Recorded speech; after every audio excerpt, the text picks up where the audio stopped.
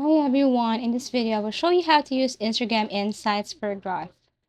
So first things first, you just have to simply open your Instagram. Basically, you can go to business or switch to business and then go to Insights. So you need a business or creator account for accessing Insights. You need to go to professional dashboard and account Insights. Now you will see all your analytics in one place. So as you can see, there are metrics for growth here like the reach, what it shows, how many unique people saw your content, why it matters to know, higher reach, more discovery, more followers, how to grow using reach, post more reels, use relevant hashtags, and post when your audience is active. Also, here you can see impressions, what it shows, total views your content received, including repeat views, and why it matters. If impressions are high but reach is low, your followers rewatched it. But if both are high, great content and strong discovery.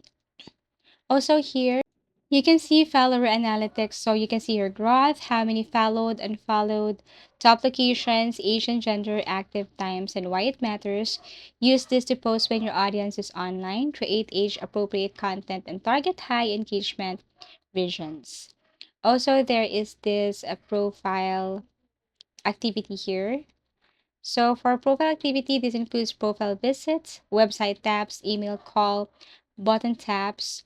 Also, aside from that, here, why it matters. If many people visit your profile but don't follow, your bio, profile, photo, content layout, of course, it needs improvement. So in analytics, you will see engagement, the likes, comments, shares, the most powerful metrics, the reels insights.